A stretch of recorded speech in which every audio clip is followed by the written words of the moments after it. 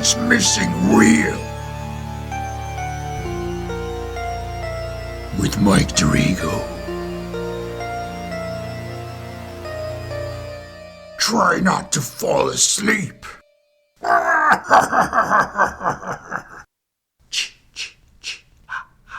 was that? Mike? Is that you? Well, yes, it is. Here I am. Who else would it be? Back here with another episode of Missing Real. And I brought along another companion to talk another crazy-ass horror movie. It seems like there's a pattern forming here because this is another one of those something versus something kind of movies. So I'm ready to butt heads one more time with my special guest, Quan Ngo. Yo, Quan. Hey, how you doing, Mike? Thanks for having me on the show again. Jeez, man, you again. All right, yeah. I know, right? I think your fans might be fucking sick of me. I don't know. Well, they're sick of me already, so gotta try something fans, here. then. Let me try something while I still can. Maybe you'll let me guest on your podcast one day. Who knows? Well, we'll see. Yeah, if I ever have one. You should, man. I'd listen. Welcome back. I don't know what are we doing here? Two grown men talking about this infantile mess of a movie, Freddy versus Jason. But I guess bite your fucking tongue. This is why an amazing not? movie. How dare you say infantile? Yes, I know. I'm the schmuck that bought it on DVD. I know. I saw it in the theaters when I was a kid. I think I was in like middle school, I think, when I saw it in theaters. I bought the DVD. I downloaded. I bought the Blu-ray. At least you're in some kind of school. That helps. I mean, can you picture another movie where, like, let's just say this is another great film where two titans in the industry actually go toe to toe. All right, they do. Blade to blade. It is good. All right, yes, it is a complete, raucous, crazy, all logic has to go out the window, but it's hilarious. And it still delivers. Right. It delivers to the fans of both franchises, I guess. Yeah, I mean, to the uninitiated, I guess, I sure hope I don't have to explain it too much. Well, we're talking about Freddy versus Jason here, okay? And I don't mean Freddie Mercury versus Jason Momoa. No, it's the two horror icons, Freddy Krueger and Jason Voorhees. I guess Michael Myers got sidelined because he's just not scary enough or he can't There's fight. There's enough slow-walking serial killers, right? He walks too fucking slow, yes. At least Jason can break into a run when he has to. He's definitely a little bit more fit. So we have Freddy versus Jason. Now, we wouldn't have this movie if it wasn't for the two highly successful horror franchises of Friday the 13th and Nightmare on Elm Street. So you go way back to all of those. You've seen every one of them from the beginning and at some point in life. Yeah, definitely. I haven't seen a lot of them recently, but this may piss off a lot of the fans. But one of the best Jason movies, I must say, is Jason X.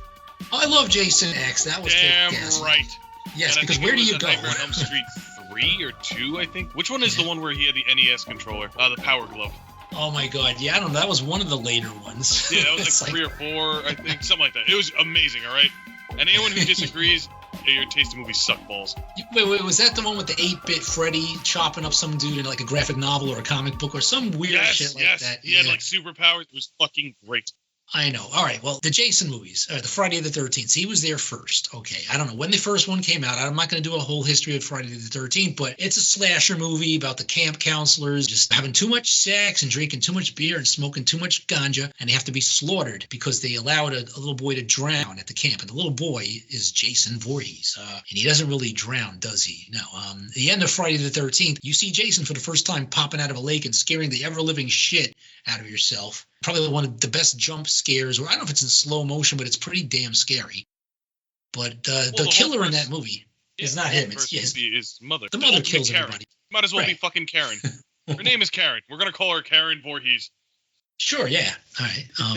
No problem. There's no trademark on that yet. The mom's doing all the killing. I think they lop off her head, and then Jason has it in a shrine later. But Jason, even though he's a little deformed, rotten corpse boy jumping out of the lake, somehow he grows up, puts a potato sack on his head, kills a bunch of people in part 2, and then he discovers hockey and gets on a nice little face accessory and an iconic hockey mask. Usually at least once a movie. Yeah.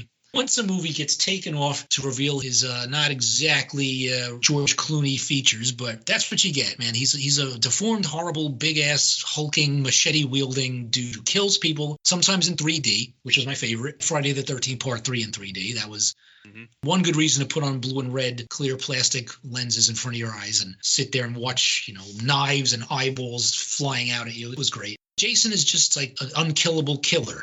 kind of like Michael Myers, but faster and with more of a sports background. And Nightmare on Elm Street, the first one I thought was a great, really creepy Wes Craven, very atmospheric movie. Freddy Krueger was kind of scary in that because he just came into your nightmares. Yeah. The problem with him is, as the movies progressed, first he's just pretty scary and he has a few things to say and they're kind of sinister and menacing. And as the movies go by, he becomes like more and more of a really hack stand-up comedian, dropping some really horrible one-liners that would make Arnold and James Bond cringe, but horrible. You're not cool after saying that, but you're supposed to be scary. And it's just, I don't know, after a while I just realized he's like a child murderer who got burnt in the fire and he's all deformed and burnt. I'm pretty sure he's burnt from all the times he bombed on stage in his stand-up career. But anyway, the jokes and shit just got so bad. I really liked the first Elm Street, and I also liked the third one, Dream Warriors. Yes, you got. Okay, thank you. Aside from, I think that was the one directed by our buddy Chuck Russell, also Frank Darabont helping write it. So of course it's good. That was like Die Hard in a psychiatric hospital or Die Easy, really, because everyone, commits suicide and Freddy is behind it all, terrorizing these kids in their dreams and then they die for real. You know the story, I guess. We don't have to explain it that much, but at least Elm Street 3 had a music video and a song by Dokken. So, of course, that sets it way above the rest of the movies. No? Not getting anything? No? Aren't you the White Snake fan? No? I love White Snake, but yeah, I'm just thinking like, oh man, I'm so happy we actually get to talk about Freddy versus Jason itself. I was just giving a quick. No. Hey man, I love it. It's all good. We're gonna talk about it. First, a quick nod, quick little tip of the hat to Dokken and their immortal song, "The Dream Warriors." Yeah, that makes the movie right there, plus the video. All right, but anyhow, there's no guitar solo that could stop Freddy. And Freddy versus Jason, yes, after a whole bunch of franchises going, and it was a tease at the end of Jason Goes to Hell, where the mask is dragged into the ground by a knife glove thing. We all know whose glove that is. Exactly. That was like a tease that at some point, Freddy and Jason might end up in hell together or fight each other somewhere. So yeah, they fight each other in this 2003 masterpiece. Freddy versus Jason, probably better, at least to you, than Alien versus Predator, right?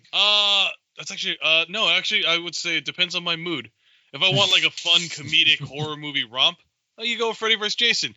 If I want to see like a badass Lone Ranger Predator going against a bunch of xenomorphs, I'll go with AVPR, which everyone hated, but yes, I loved it. But I try not to hate. I like it. It's in my collection now, and I gave it another try. The first Alien vs. Predator sucked.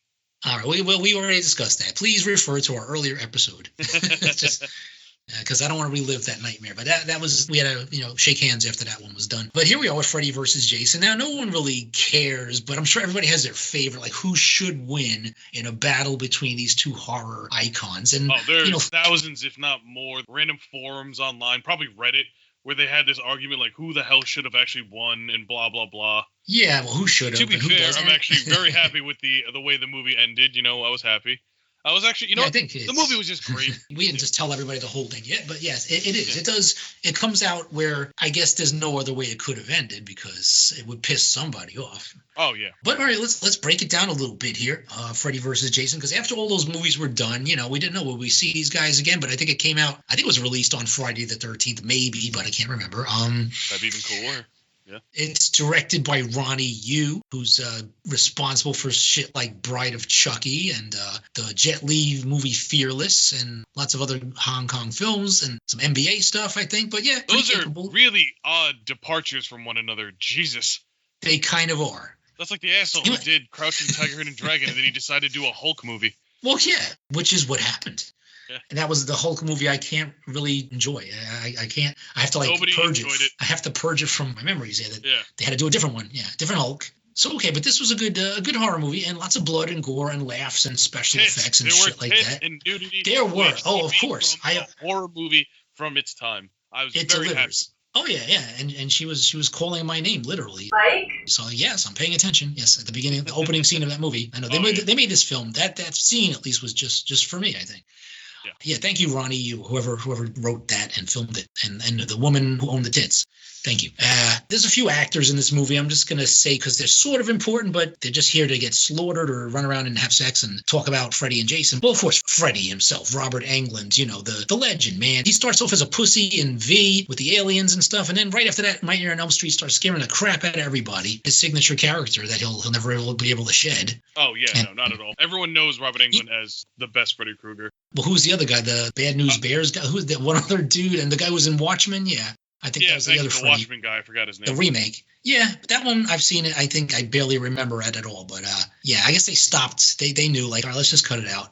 Mm-hmm. Let's not make another 7 of those. I think even Rob Zombie knew when to stop after he did 2 Halloweens or 2 Friday the 13th or whatever he did. Like rebooting these old. Yeah. I think so. Well, yeah, he did the Halloweens, at least a couple of those. And it's like, yeah, we need him to be a little bit scarier and meaner and leaner and gorier and less of these really horrible falling flat punchlines that we don't need these things, man. And he just like started hamming it up so much. But, you know, he's got the talent to do that shit. And he's like a horror mainstay. He's been in lots and lots of low budget horror shit. Dead and Buried, Galaxy of Terror. He had a Freddy TV show for a couple of years, Freddy's Nightmares, in the late 80s, and it was pretty horrible. I had no idea that existed. Okay. Yeah, he hosted the show, and I think he actually appears in a couple of episodes. It's kind of like an anthology, Twilight Zone kind of thing. And okay. Yeah, it's not very good, but of course, out of curiosity, you do go right ahead and watch it.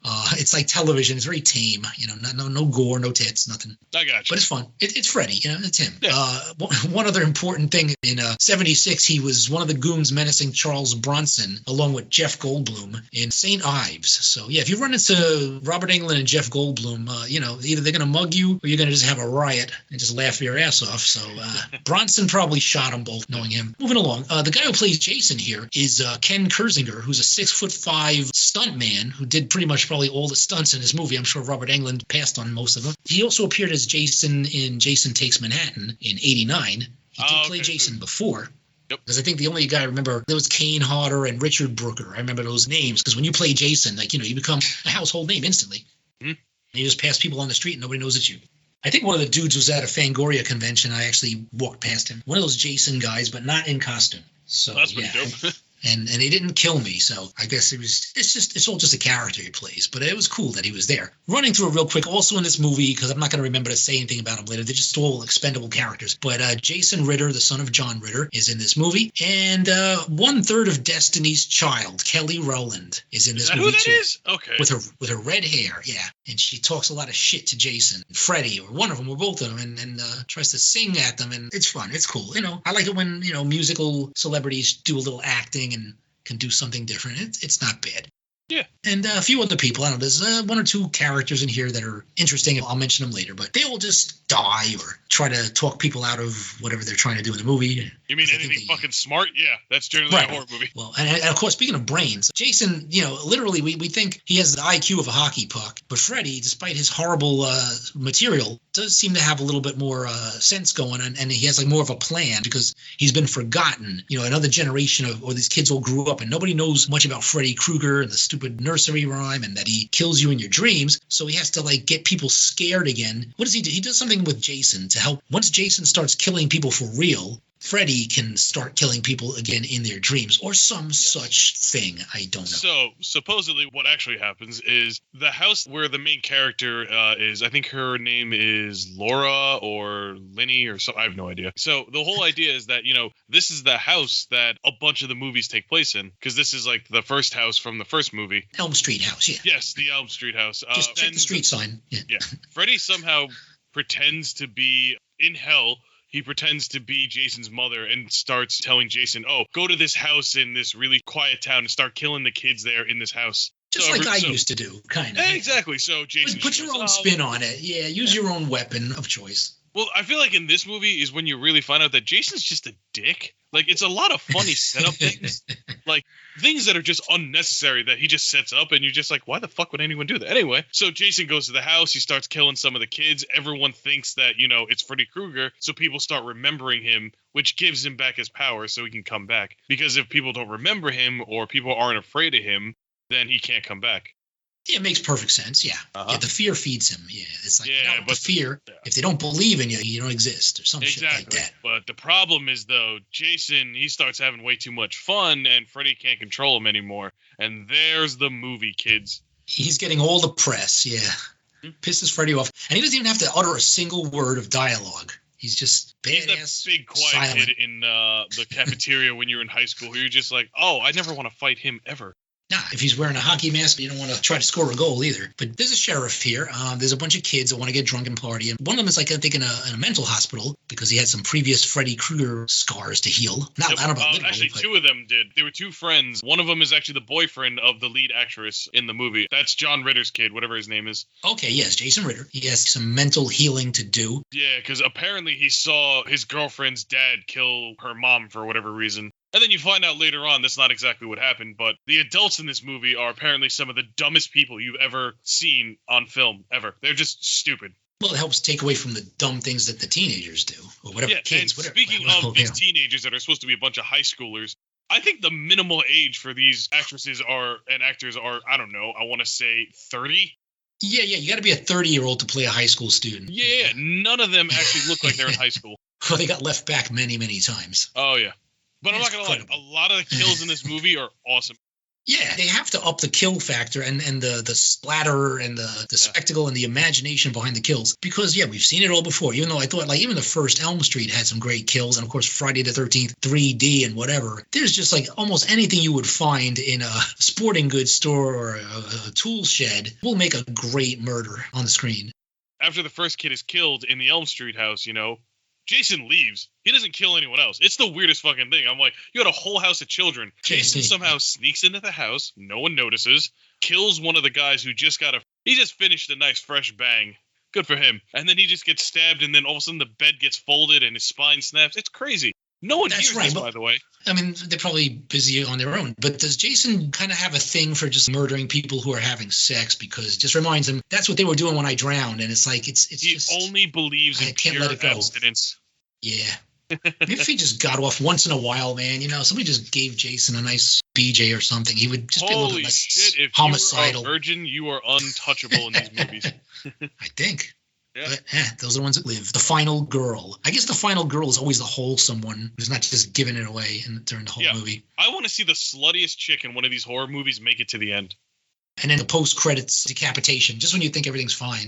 Well, she's the one I'm cheering for in every goddamn movie. I was like, get it. Just show us something before you check out, huh? Okay, thank you. I'm trying to figure out what are the things that happened here. My notes are terrible. I didn't just watch this, by the way. I watched this like a few weeks ago or a month ago, and I got my notes, and I remember what happens, and I know what these two guys are fighting about, and everyone's trying to stay awake. Keep me going. The main character, whatever her name is, Lori. Yeah, Lori. Her name is Lori. I can confirm. Her name is Lori, right? Okay, cool. That's in my notes. Yeah, just like in Halloween. So her name. So Lori, because she lives in the house, like Freddy has this uber obsession with her because that's the house I think he used to live in, or he used to kill people in the. I don't know. Either way, she starts. Yeah, but she has a boiler room downstairs. Yeah, she starts dreaming about Freddy. And then a bunch of other teenagers start dreaming about Freddy, showing that the word is getting around town. Freddy Krueger is back, since apparently the adults did like a giant cover-up, which I'm not going to lie, I've never killed a bunch of children before. That seems like something very difficult to cover up, but somehow this town figured it out. The cops are involved, all the adults are involved, but it doesn't matter because all it took was one stupid deputy to literally just say Freddy Krueger's name, and then all the kids... And then we remember that old song. Wait a minute, what's that jump rope song? Oh, yeah, that's the Freddy they're singing about. Yeah, okay. Exactly. Oh, by the way, this is just out of nowhere, but why not? You were talking about how much you like the Super NES controller Freddy, whatever the fuck it was. I read, among other credits of Robert Englund, that he voiced Freddy Krueger in some version of Mortal Kombat. Yes, I think it was Mortal Kombat 11. He was a special character. He's like an unlockable character, or yes. If you're up playing your fucking game console all night long and you nod off, suddenly Freddy comes out and Mortal Kombat slashes you or kills you like flawless victory, whatever. Mm-hmm. Okay, I didn't know that, but what's he doing in there? But it's okay. It's Mortal Kombat, right? Yep. I don't even have to. I don't need an explanation. It's great. I love that. It's so it's cool. Awesome, is what it is. I got to get Mortal Kombat 11 as soon as I master 1 through 10 and try that and see if I can get the cheat codes. All right. Anyway, back to the plot of this movie. They go to this cornfield rave. They went to the library first, and they see this cover up about the obituaries are all covered up. But they find out on microfiche about all the dead kids and Freddy Krueger. Is that right? I think I got that right. Yeah. So the two mental There you go. patients that, were sentenced because they're both involved with previous Freddy Krueger murders, not, directly, but they were either witness to it or they've seen some shit. They get automatically institutionalized by the adults, no questions asked, which is very odd, but they just let it happen. All the kids in the town apparently are given a drug called Hypnosil, which is Hypnosil. very easily labeled in every scene that it's in. The drug apparently prevents, people from having dreams because that's the only way Freddy can get to you. And then get to the rave. Why you want to crush our dreams? Yeah. And then we get to the rave, which I have a problem with at the rave. In a cornfield. Yes. Because, where are you going to plug in the DJ equipment? No. And the rave is fine. My problem is the 4 students running around a high school giving out club cards and advertisements for it. In the middle of a high school, shouting it all out. Not one adult questions it, let alone even says, oh, there's going to be a party tonight with a bunch of dumb kids, doing drugs and drinking. Not on school property. It's in a cornfield, right? And they're probably making rye and stuff. I don't know. It makes sense. Yeah, the authorities and the teachers and the principals, they're not going to do anything like to I said, stop these are some of the kids. most inept adults ever. Well, the movie wouldn't be any fun without them, right? Hmm? The rave has some nice killings. Jason shows up, decked out in his mask and his gas station attendant suit or whatever it is he's wearing. Oh, it's like shooting fish in a barrel. He just starts barreling through these kids, like one after another, a bunch of cool deaths. He takes a pipe that's like 7 feet long, like metal. He just jams it to a girl that was about to get date raped, but thankfully she got killed before that. Yeah, it's better to be impaled and become like a human scarecrow on a pole or something, yeah. Exactly. And then after that, he just starts wasting kids one after another. The problem is, though, Freddy is not happy about that because Jason's taking too many. There's none for him.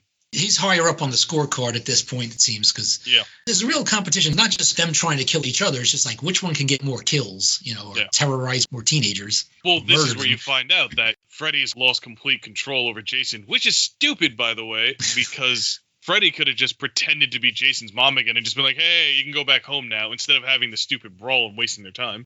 Yeah, I think he can kind of just disguise himself as anyone he wants to and get inside anybody's head, even Jason's. Yep. It's in the writing, man. It's sloppy writing. Or Freddy's just losing his... a lot of plot holes. Or maybe Jason doesn't sleep that much. Honestly, I've never seen him lie down. How does he have a fucking nightmare if he never sleeps? He's always standing up, chopping, stabbing, or running after somebody. So, let me tell you what happens about that. The teenagers, because they Hypnosil? the teenagers, they decided that they need Hypnosil because they want to sleep and they want to do it without having to deal with Freddy. So they're like, oh, wait, hey, kids who just broke out of the whatever insane asylum thing or hospital, didn't you have a drug that let you do that? And they're like, yeah, we had a whole cabinet full. We forgot to bring it. Damn it. Yeah. Yeah, we should go back there and grab a bunch. Oh, okay. So during that whole scene, the wannabe Jason Mewes character from, Jay and Silent Bob, the wannabe high school stoner guy. Yes, that was my original. Yeah, that was my original opinion on him until I realized, oh shit, I grew up with so many kids just like that. Huh. Yep. That's good. No, you got to go with it. Yeah. Honorary Spin Doctors fan club president. Yeah, I don't know, whatever he was. Yeah. Well, the stoner guy pretty much gets taken over by Freddy Krueger. He smokes a dream bong and sees some caterpillar thingy. Yeah. That wants to get high with him. And, you ever seen Agent Smith in The Matrix when he starts, taking over that other agent's body? This is pretty much what happens. Yeah, except with pot. Yeah. Which is a lot better. More mellow. Yeah, which I super... And then you need some chips, yeah. All right, so that's what happened. That's like the stoner. I don't think anyone ever got stoned to death in a Nightmare on Elm Street movie because this is pro-drug, I guess, this particular movie. Mm-hmm.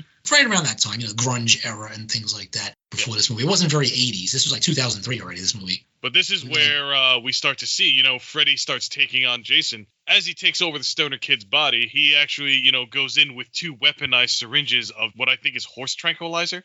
Yeah. I don't know. I got to see the name for half a second, and it is a real tranquilizer, so... Yeah, I'm sure we have some somewhere at home or at work or both. Yeah. Special occasions. But that's how Freddy starts taking Jason on in the dream world. He injects Jason with the tranquilizers, which at first should not have worked until I rewatched the movie and I saw the beginning. Jason's heart is beating, so that would make sense. All right, yeah, because otherwise it wouldn't be pumping the drug through. Exactly. Actually, yeah, speaking of his beating heart, there's a movie, I think, where they blow Jason to smithereens and they just have his heart on a table. I think that's Jason Goes to Hell, maybe. And his heart starts beating again, even though there's no body attached to it. The heart is just beating. And I guess Jason is still alive just because that heart just won't quit. If you remember that, you've seen every one of them, so yeah, you got to remember. I mean, it's been a very long time, but yeah. Yeah, that was one thing I remember, like the Jason heart beating. It's like on a little silver tray in some hospital or some morgue, and then all of a sudden it's like boom, boom, boom, starts beating, and like yes, I don't know, he just gets back his pieces or something. I don't know, his corpse comes over and the heart gets back inside. Some bullshit. I really don't know. Again, yeah, I was probably on Hypnosil too when I saw that. It was good, though. That's some good shit. The lore of Freddy and Jason is very, very unusual. It's just like, we don't know how either one could be killed. That's what happens in the dream world when Freddy decides to take on Jason. I mean, it's a really cool fight, because Jason, he may be like super strong, but in the dream world, he's still just as super strong, except that Freddy's way more powerful. Well, yeah, he's able to use whatever kind of dream powers and just fling Jason all over and bang him into pipes and all these ridiculous physical comedy violent scenes. Like a pinball machine. Like a pinball, complete with the sound effects, which is really that I had to roll my eyes at that one. It's like, okay, yeah, really. No, pinball you gotta machine love that. sounds. It's hilarious. I guess you have to be in a certain state of mind to really enjoy this. But he's sleeping. Actually, his body is asleep in a van. I think like the kids somehow get a hold of Jason's body and chain it up and try to keep him tranquilized to it. Yep. And until he wakes up, Freddy's just going to kick the shit out of him in the dream. And they end up getting back to Camp Crystal Lake, of course, whatever campsite it is where Jason's all of his storied past took place. Probably in Jersey. That place sucks. I think so. Yeah, one of those places. All the counselors were having sex and all the kids were neglected. And I don't know. I went to summer camp and I don't remember any of that shit. But no mass murderers either, so that's okay. I guess sounds like a boring ass summer camp. It was very boring. Yeah, no sex, no murder, slaughter, nothing. But then Freddy and Jason will actually both be in the real world here somehow, and they have their smackdown. Right. One of the kids actually decides, oh wait. Like every classic Freddy Krueger movie, you actually have to go to sleep, grab Freddy, and then bring him out of the dream world when you're woken up. It works every time. It works every time, and even in this movie, it works great. Yeah, sometimes you bring him out, but he's already hiding somewhere to scare or kill your ass. But if you just hold on and you just grab him and you wake up right there, there he is. Here, Jason, sick him. It's like, I'm not going to try to kill this guy. But you go ahead. You have at it. And they hate each other. I think Jason's pissed off because like Freddy is messing with his circadian rhythms or whatever, his sleep cycle. Yeah. It's pissing him off. And not letting him kill. Well, yeah, he was having a ball killing people. I'm not sure where Jason came out from. He was in limbo somewhere. He was dead again. And he just got revived. Freddy found him in hell. I don't know. Yeah, something like that. Yeah, it's a little sketchy there. They really don't explain it. It's okay. I mean, we'd rather not know, I think. If you're going to find out, like, all the details about hell, I guess you have to be there. Yeah. This movie was pretty fun. And the big fights shit at the end. My favorite thing in this, it's ridiculous, though, but Freddy is, like, launching these gas canisters like torpedoes, and they're flying across the screen, and none of them hit Jason until the very last one. And it just sends him flying. He goes careening into a construction site, which, by the way, had no idea why those oxygen tanks were even there. Yeah, I mean, it's like for deep sea diving or something. And what are you doing here? You just happen to be on a dock that used to be part of a kid's summer camp. It's an abandoned summer campsite. What are they building there? Like the next Six Flags park? I don't know. It's like then there's this big ramp or this big wooden scaffold of something. Maybe that's like a roller coaster. I have no idea what it is, but it's right next to a lake. A little pier, a lake. They're going to be fighting and chopping each other to bits. Most of the kids are dead. Kelly Rowland is dead. There's a big fight. They start decapitating and dismembering each other and drowning each other. And I don't know all the details, but it's there's a lot of brutality and gore and fun. Like, Jason gets impaled a bunch of times by these, like, random metal rebars, and you're just like, this is fucking amazing. Like, who wouldn't enjoy this? Jason. And then Freddy Krueger, being the guy who he is, he's just a shit talker that, gets beat up by the big dumb kid. I think they're both already dead, so, like, how do you make them deader? Well, so how would you go by that logic? Because Jason's heart is still beating, and Freddy Krueger, we don't even know the details. I think you just chop off that glove hand, and he's pretty much useless. He could just hurt you with really bad jokes at that point. You try to scare you. Speaking of that, that actually happens in the movie, The glove gets off. Mm-hmm. At the very, very end, I think Jason is walking off with Freddy's head. So you figure, okay, here's your winner. But, of course, right before the screen fades to black, Freddy opens eyes and winks at you. And then, boom, movie. Yeah, ridiculous. Which is why I'll still say that, I'm going to say Jason won the fight. Well, I don't know. Who had more successful box office returns? Who had more movies? Because you have all that Jason shit, Jason X, Jason Goes to Hell, and that was it. But I think we had Freddy's Dead, and then you have Wes Craven's New Nightmare, and then there was a remake. But I don't know if there was there was not a Friday the 13th remake, was there? Yes, there was. Okay, I can't. Yeah, there was. It had Jared Padalecki in it. Okay. The guy from Supernatural. Yeah, I remember that one. I guess this one must have slipped by me. Yeah, I don't remember. Yeah. Came out like Yeah, but I 7 don't years know. ago, I think. Who's this the more recognizable horror icon? If you see a hockey mask, do you think Rangers or do you think Jason when you see a hockey Actually, mask? that'd be a great. I think they're equally as recognizable because if you see a burnt face, oh, you know what? If you just see Freddy's glove, Yeah, you just need the glove or maybe the sweater. I don't know. Honestly, for just like keeping you company for 90 minutes or watching a movie, killing people, I don't know. I mean, yeah, Freddy is much more imaginative, all the dream sequences and shit. Jason is just like, okay, what would kill this person that I could wield? It has nothing to do with being awake, sleeping, whatever. You could die either way. But for Freddy, it has to be all those rules have to be followed. You have to sleep. You have to be afraid of him. And I don't know. Yeah, just set them off against each other. Make this ridiculous smackdown movie. Listening to the commentary, by the way, of Robert Englund and Kurzinger there just talking and reminiscing. It's a lot more fun, I think. It's at least as fun as the movie because they know what they're making. What they know this is not high art. Like, no, you It's have your hilarious. fun with these kind of movies. Yeah, this is one you just have fun. Seriously, Like- I don't mind. I'd be in one of these. I wouldn't care. Oh, It's like, yeah, people are going to watch it. Doesn't matter. I'm not expecting an Academy Award, but yeah, it's a lot of fun. I'll got the wholeheartedly gore. agree, yes. I I don't mean, know, a do you lot know- of things don't make sense. You just got to go with it, too. I'm still not sure it makes sense because I wrote so much stuff down. I still don't understand what the hell is this movie from beginning to end. It's just like, okay, I kind of get what's going on. It's really, It's there's a lot of good cash grab. killing. It is. It's And a they got mine.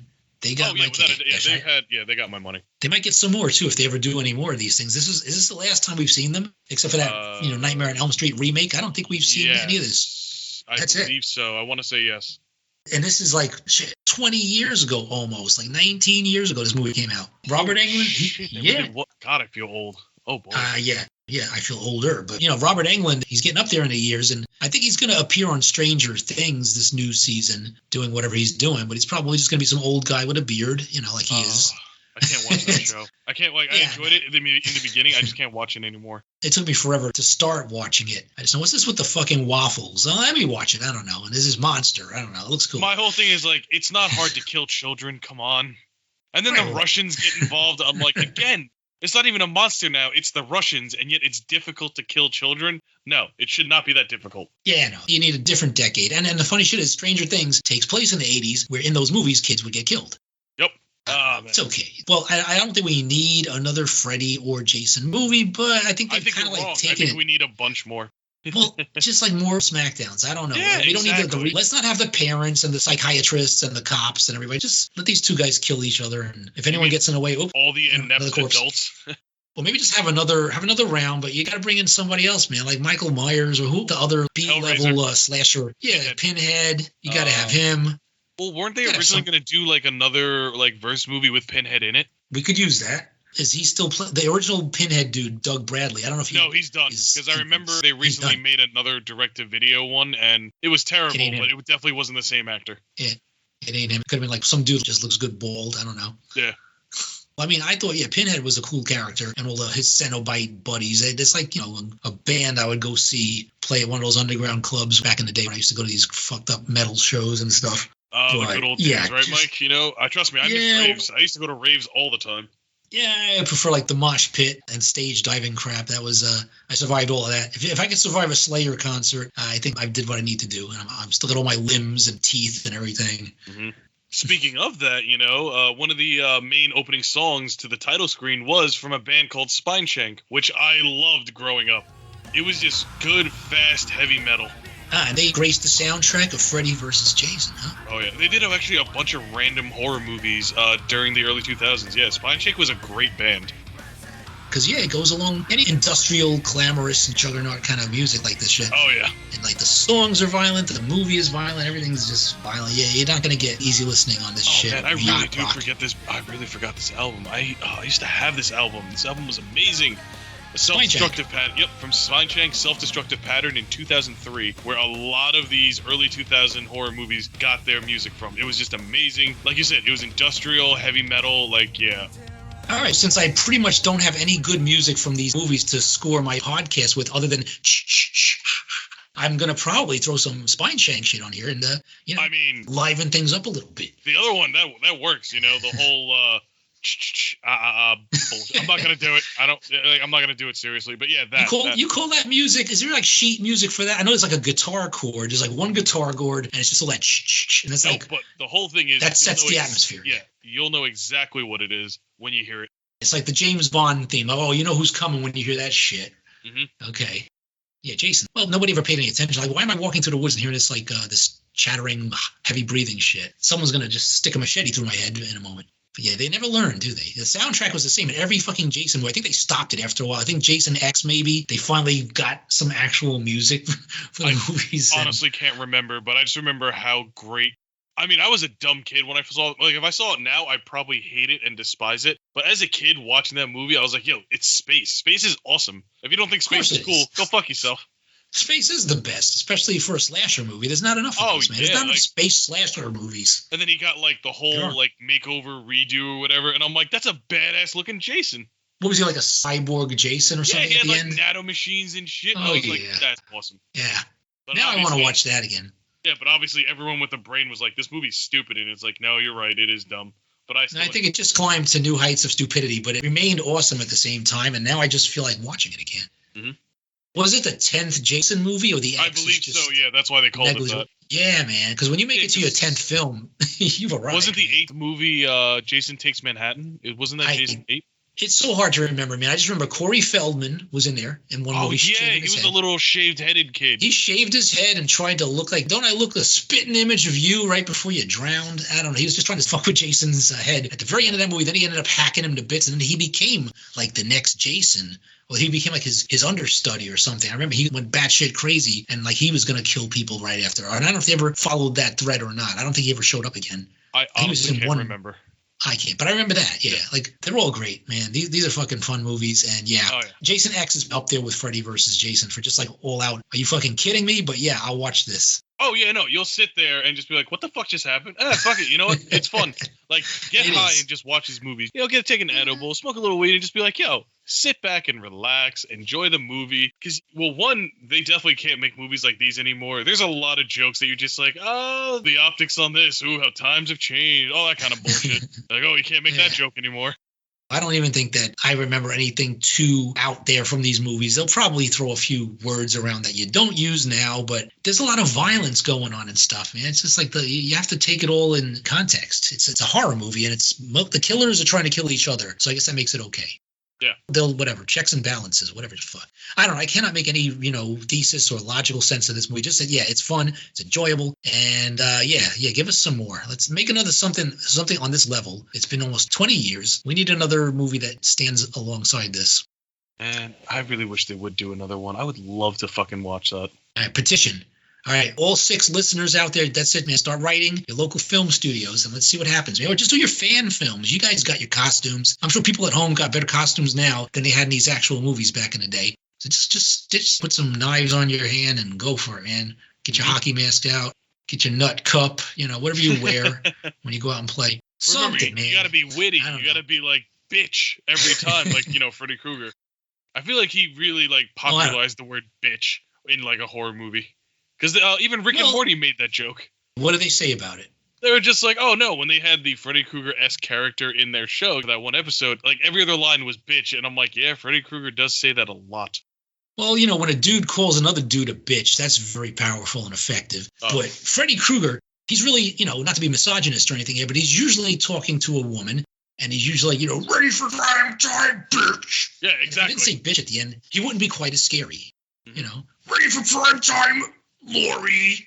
Okay, yeah, that doesn't work. It doesn't have the same oomph to it. I don't know. He just needs better material. He needs better writers. That's all I got to say. If he could just crack me up and then, kill somebody, then that's badass, man. That's doing it like a boss. But if it's like, the room is quiet. Yeah, that one flopped. All right, try again. Take 2. I wonder if he has a lot of outtakes of him just riffing and improv. And that one was good. That's it. Keep that one. Do you have a really strong finish in mind? Any quick little note or joke or something that will just finish this shit off good and we'll just sign off? I don't know. Yeah, exactly. I don't know. Yeah, I'm gonna start. Oh, I'm recording now. Anyway, everyone's gonna know what I have in. Everyone's gonna know my plan now. Damn it. All right. We'll just all right. So whatever. There is a weird patch here somewhere. If you're hearing this and it doesn't have the continuity that most of my episodes have, it's just because we have some Skype issues. God damn it. I don't know. Yeah. Goddamn Skype. Oh, we were talking about when Freddy capitalized on the word bitch or something. I don't know. Exactly. Ready for prime time, bitch. And he only says it like that because, the use of the word bitch, I know you could still use that because everybody calls everybody a bitch now. You could be a man, a woman, a man calling a man a bitch and taking him down a few notches. It's just, the word is okay now. I think it's allowed on primetime television even. The way I see it is, fuck it. It should be used everywhere, all the time. Do it in the morning. Do it in the evening. Fuck it. Be like, hey, what up, bitch? Actually, yeah, use it anyway. Do you know what the saddest thing of all is, though? I don't think anyone ever uses the word bitch to refer to a female dog as it was originally intended. And I think that's wrong. I think we should bring that back. You've never met some of the people I have. That's exactly what I use it for. Like, you meet somebody's dog, oh, what a bitch. Like, yeah, exactly. That's what you should be saying. But now you just twisted it all. It doesn't. But Freddy Krueger, yeah, he owns that word, I guess. Oh, yeah, Breaking Bad, yeah. Jesse is like in the running for like the most use. Jesse. The most use of the word bitch. Hey, bitches, we're going to cook or what? Yes. Well, yeah, if you took that word out, I think, Breaking Bad scripts would be a lot thinner if you just removed that one word from the screenplay. And all right, no more cuss words, man. This has been a very dirty episode. I'm sorry if there's any young impressionable listeners out there, but whoever is listening at this point, thanks all for being there. And I don't know if they're going to listen to this episode, but I just want to give a quick little shout out because I don't know what else I had to say for this whole stupid ass thing. I've been completely unprepared, but let me just say thanks especially to people who I know are listening to this show. Our colleagues, you know him, Quan. Of course, our buddy Jay Beckerman, man. Thanks for listening to all my episodes. He tells me that he listens to them to go to sleep at night. And if I'm that good a sedative, well, you're very welcome, sir. No, I think it's your smooth voice and your beautiful delivery, and it's gotta be. And then just in case he's dozing off too soon, you got to say something, and then bam, he's back. He's wide-eyed again, bright-eyed and bushy-tailed. And just in case, I don't know if your colleague or our other IT priestess there, Francis Cheng, if you listen to anything that any of us are saying here, you're only a few feet away from Quan every day, so she hears some shit from me. Don't worry. You definitely do. Well, if you listen, thank you too. I know you got a lot going on and taking care of all of our glitches and pharmaceutical messes and database crashing and such, but. Yeah, thanks. Yeah. So anybody else who wants to get a shout out there, listen to the damn show and let me know that you do. And I appreciate all of you, both of you, whatever. All right, that's it for this episode, I guess. Freddy versus Jason. Just tell me whenever you got another movie that you absolutely disagree with me about. We'll have to figure that one out, and the next big battle royale will ensue. Yes, please, people, comment. Comment, like, subscribe. This is a great podcast, and I think everyone should listen. Thanks so much, man. But why don't you listen to it? I think you even told me you never listen to you, but you don't want to hear your own voice. I can't hear my own voice. It really just, I don't know. It feels so weird. I can't listen to myself. I don't know, dude. Your voice is pretty much the reason I actually ask you to be on this show. Not to mention all the witty things that you say all the time, controversial or not. But yeah. So all right. Well, if there's any episode without you, which there are, I'll urge you to listen to it. Of course, You'll enjoy. Like you asked me if I ever saw Cobra. Dude, Cobra? Come on, man. There's a Cobra episode. Listen to it. You're not on it, but I know you want to be. Well, anyway, coming attraction, Quan and I are definitely going to have our take on The Thing or The Things in an upcoming episode because I just brushed over it and I know we could do better. So that's coming up in the future. So stay alive and keep your hearing intact. You'll get that. All right, dude. Thanks again. It was really fun having you on 2 episodes in one day, which through the magic of editing will not seem like it happened at all. And thanks for your participation and your insights and your humor and whatever else you got there. Again, thank you for having me. I love being on the show. Please, anytime you need me, give me the heads up. Okay, soon enough. But go ahead. I know you're craving a burrito right now, so go ahead. I am dying. I want a burrito so fucking bad. Burrito is the best rolled up fucking sandwich in the world. You ever wanted a sandwich rolled up? Get a fucking burrito. To be continued. All right. Panini. All right, dude. I'll catch you at work or wherever we do whatever we do. And yeah, sounds good. You off tomorrow now? I am off. Oh, you lucky bastard! President's Day. Well, all right. Enjoy that burrito, man. Yo quiero Taco Bell. All right. Yep. I'll see you later. Your favorite restaurant from Demolition Man. That's really why you're going there, isn't it? Damn straight. Okay. Enjoy, dude. I'll see you later. All right. Peace out, all, and don't sleep.